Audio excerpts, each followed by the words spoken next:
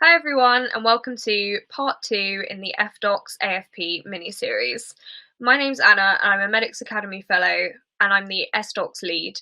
But I'm also a final year medical student who's considering applying for an academic foundation programme job. So that's the reason why I'm here today, chatting with some of our friends about how to choose the right AFP for you. So I'm absolutely delighted to be joined once again by our friends Faris and Dimitri. Dimitri, would you like to introduce yourself? Hi everyone, my name is Dimitrios Karponis. I am an academic foundation year 1 doctor in Oxford and graduated from Imperial College London in 2020. That's lovely. Thank you so much for joining us today. And Faris, would you like to introduce yourself? So hello, my name is Faris Hussain. I'm one of the academic FY1 doctors currently working in Cardiff at the moment, and I'm currently doing paediatrics as my first rotation. Thank you so much for being with us this evening, both of you. So first of all, I'm just going to ask a question to Faris. So why did you choose your foundation programme? Yeah, so the reason why I chose my programme, so I did a bit of research looking at various different programmes for the academic foundation programme across the UK. And I think what most struck me towards applying for a programme in Wales is, unlike the programmes in England, where you know your rotations for the first 2 years and you usually get an academic block, so a 4-month period where you get time to do a job within research, medical education, or leadership. What attracted me to the rotations in Wales was the fact that you had that academic time spread throughout the academic year. So, for example, with paediatrics, I get protected academic time, which works out on average about 1 day a week, 1 day a fortnight, and I'm allowed to use that time for whatever activities that I wish to pursue from my own interests and also from discussions with my supervisors. So I don't think when I was doing research into other programs in England, none of them really offered that. And I suppose the rotations that I'm doing this year, so that includes paediatrics, ICU and respiratory, all specialties which I was interested in. And through doing this particular academic programme, it allows me to pursue different projects within those specialties, but it's also allowed me to develop projects within medical education. These include a teaching programme that we set up for the year 4 and 5 medical students at Cardiff University, and also a question writing programme for the F1 doctors within South Wales.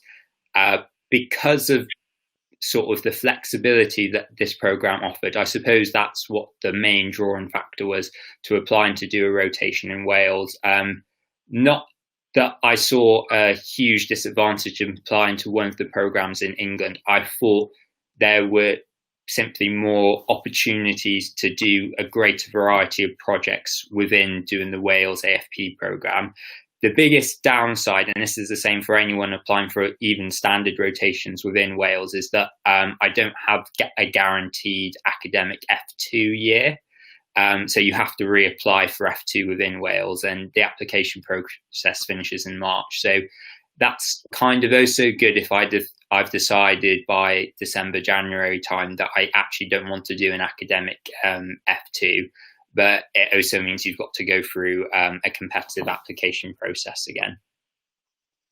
Okay, that's great, thank you. And Dimitri, same question to you. Why did you choose your particular academic foundation job?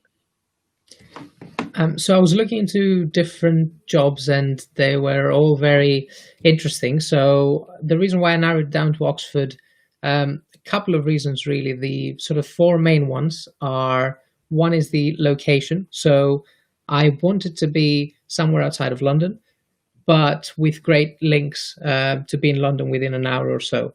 So Oxford ticked that box. And the other thing that's very good for Oxford is it's the place where I want to continue my academic clinical fellowship in the future. So thinking one step ahead, I thought it would be good to start an AFP at the place where I want to be in the long term. Which brings me on to the second point, which is research. So Oxford has some great research facilities, and I was fortunate to be a summer student as a medical student in the past and to experience it from firsthand. So I thought it would be a great place to be, and there are some absolutely amazing supervisors who are really keen to help students and are very good at what they do. So it's a great place to learn if you're a beginner and continue something if you've done that before. The third reason is that the Oxford academic program offers many fringe benefits to the AFP junior doctors. One of them is they offer about £1,000 stipend for conferences, for publications, for academic activities. They do all sorts of courses for free. You get discounts to courses that PhD and DPhil students have. So you really feel supported. And then the final reason is some of the academic rotations, and fortunately enough, the one that I was offered as well, have quite a good work-life balance. So I'm currently on dermatology, and I have a day release a week. So the way that works is I've got 1 day for research and 4 days for dermatology. I've got that for another block next year in F2 during GP. I've got a day release in GP as well.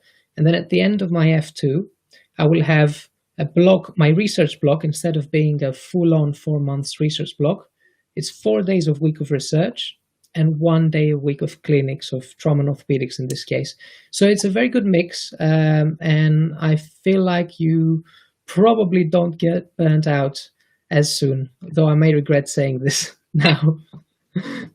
And Dimitri, so as I mentioned at the beginning, I am a final year medical student who may potentially want to apply for an academic foundation job.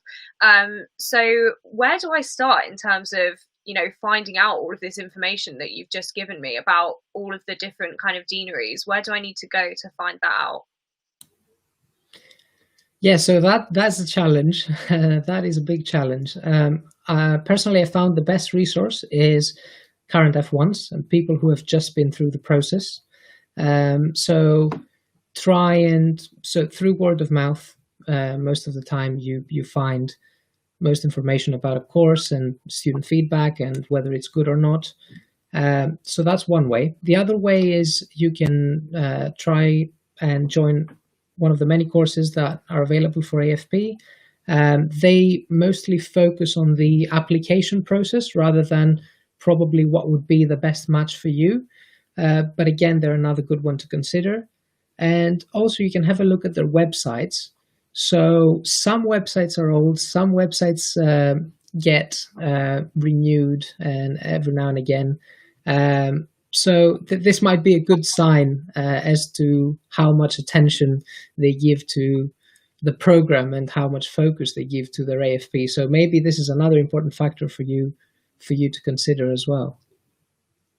That's great. Thank you so much. And Faris, same question to you. How did you, go about starting doing the research to try and find where you wanted to be? So the research that I sort of conducted into rotations across the UK with regards to the academic programme, I think my main resource of information was actually speaking to a lot of other F1s. So at the time, so I was on placement in North Wales, and there were a couple of academic doctors who were based in Wrexham, and they sort of provided quite valuable advice about sort of the pros and cons of applying for an academic foundation programme, what it was like applying for a programme in Wales, and how sort of the application process worked in respect to sort of writing an academic CV, writing white space answers to the white space questions that you sometimes have to put in the application, and for preparing for the interview in itself. I also got in touch through mainly through from memory, it was like our sort of our university Facebook group to see where the doctors who had previously graduated from Cardiff, who had done AFP, where they had gone across the UK, and just to ask them advice with respect to how they were finding their academic programs. And because a lot of the rotations in England, their academic block is in F2, I didn't get as perhaps much insight as I did for applying for Wales, simply because those that were in Wales were doing academic activities within their F1 year, as opposed to not having to wait till F2 to sort of get that insight into what it was actually like doing the academic time. I also, I got given a textbook, I'm trying to remember the name of it, but it was quite a small textbook that I think someone had bought it. I can't remember who bought it for me, but it was quite a small one off Amazon. But that was actually quite useful into sort of providing an insight into what the academic program is composed of, and sort of what the types of academic program are. So you can do different types of academic rotations that may be focused in medical education, may be focused within a particular specialty, or maybe focused within leadership. And I think sort of when I was researching all the different factors, I never really considered whether or not I was sort of good enough to apply to do an academic rotation, but more what I could get out of doing the AFP program that was on offer, which was, I think, what ultimately swayed me to applying for the program in Wales, just because it was more flexible. I think from looking on the different deanery websites, because one place I didn't end up applying there in the end, but I was heavily considering applying for the academic program in the Severn and Peninsula Deanery.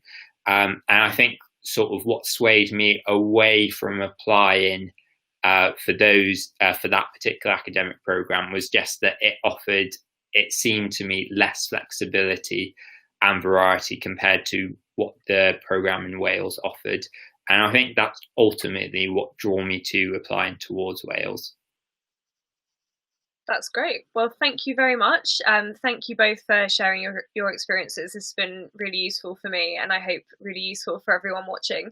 And if anyone is interested in hearing a little bit more about applying for the AFP, please do join us again this time next week, when I'll be talking to a few academic doctors about their experiences with the Academic Foundation Programme application process.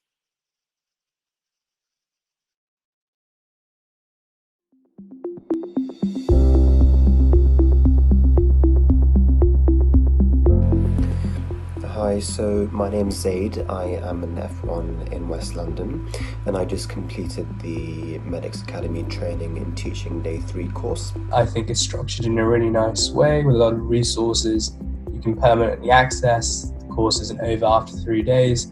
You've got a ton of online content that you can always revisit, and I think that is fantastic. I thought it was a great way to learn through having a full day at the start and then 2 later days of self-study. It really allowed for flexibility and allowed us to fully engage in the course. It also made me feel better prepared to deliver teaching remotely or digitally. It's really interactive. There's a lot of small group feedback session, exchanging ideas and learning people's perspective.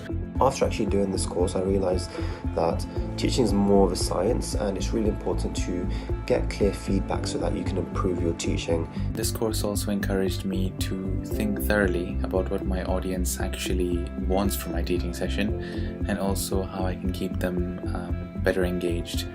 Really great and fantastic to get such fantastic lectures from experts in the field throughout the 3 days.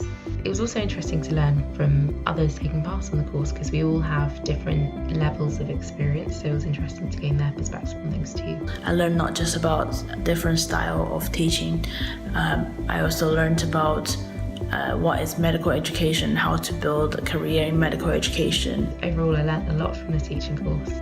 I think it's a really well done course. I really enjoyed it. And I really found it very enjoyable. That's what I thought of the whole course, and I really enjoyed it, and I would recommend it to other people. So thank you for letting me participate.